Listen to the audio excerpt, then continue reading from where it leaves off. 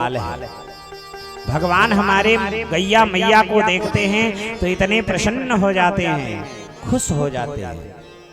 देसी गैया को देख करके भगवान की प्रसन्नता अद्भुत हो जाती है। वो कामधेनु की रूप है गैया। आज हम सब गैयों का पालन नहीं करते। आज देसी गैया दर दर भटकती हैं और दूध देने वाली दोगली गैयों को हम सब पालते हैं, जिससे हमें दूध मिले। अरे उन दूधों से 1000 गुना फलदायी दूध हमारी देसी गैया का एक छटाक दूध है, अमृत है वह। और जो गैयों को पालता है उसके ऊपर बिना कुछ पूजा पाठ किए भगवान की दिव्य कृपा बरसती है। हमारे सनातन धर्म में गौ पालन होना ही चाहिए। आज हम गौ पालन नहीं कर रहे हैं और कहते हैं गौ हत्या बंद हो। तो जब गौ पालन हम नहीं करेंगे, गैया दर दर भटकेंगी, तो जब अन्यायी कोई राजा होगा तो गैयों को मारा जाएगा, काटा जाएगा। तो गौ हत्या बंद हो, इसका श्रेय हमारा है।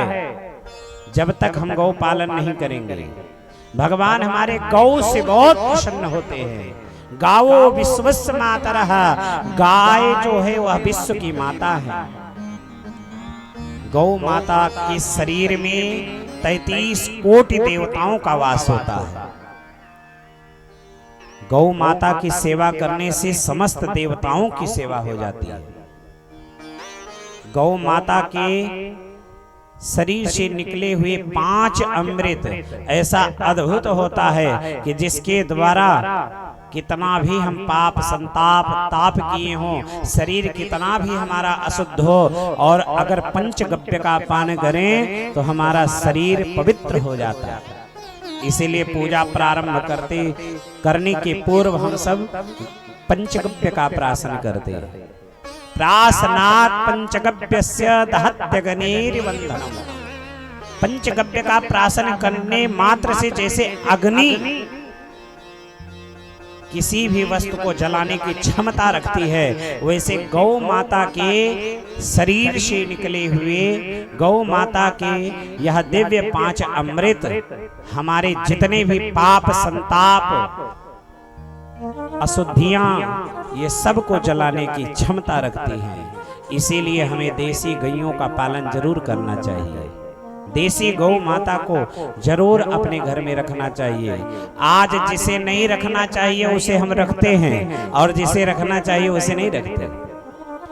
कुत्ते को इतना अशुद्ध माना गया है कि कुत्ते की दृष्टि अगर भोजन पे पड़ जाए तो वह भोजन विष्ठवत हो जाता है, फिर वह भोजन करने योग्य नहीं है। देवी भागवत महापुराण को आप पढ़ेंगे, उसमें कहा गया है जो ब्राह्मण क्षत्रिय वैश्य सामान्य वर्ग के लोग, ब्राह्मण क्षत्रिय वैश्य जो कुत्ते की पालन करते हैं, जो मुर्गे की पालन करते हैं, जो बकरे की पालन करते हैं, ऐसे लोग समझ लो कि नरक की तैयारी करते हैं। कितना भी धर्म कर लें उस धर्म का कोई फल नहीं मिलता है। आज उस कुत्ते को, जिस कुत्ते की दृष्टि में इतना दोष है, हमारे यहाँ देखें जब श्राद्ध कराते हैं तो श्राद्ध कराते समय ब्राह्मण लोग कहते हैं, जब कर्म पात्र का निर्माण होता है तो कहते हैं इस पे सब छिड़क दो, ये कर्म पात्र बन चुका है। अब इस कर्म पात्र को सामग्रियों पे छिड़का जाता है जल।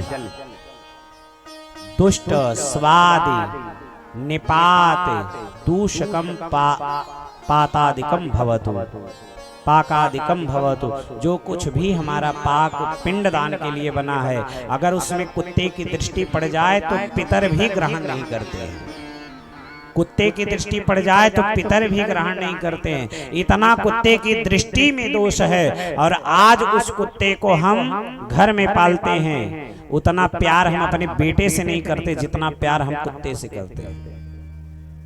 एक साथ कुत्ते के खाते हैं, एक थाली में खाते हैं। कुत्ता दया का पात्र है, पालने का पात्र नहीं है। और गौ माता पालने योग्य है और दया की। गौ माता को पूरे घर में प्रतिदिन आप घुमा दो तो समझ लेना कि वो घर तुम्हारा तीर्थ हो गया। ऐसा गौ माता का प्रभाव है। इसीलिए तो हमारे प्रभु विप्रधेनु सुर संत हित, भगवान हमारे चार के लिए आते हैं, कभी कुत्ते के लिए उनकी रक्षा के लिए नहीं आते, भगवान हमारे चार के लिए आते हैं। विप्रधेनु सुर संत हित, पहला ब्राह्मणों के लिए, दूसरा गौ माता के लिए, तीसरा देवताओं की स्तुति बंद हो जाती उसके लिए, और चौथा संतों के लिए भगवान का अवतार होता है।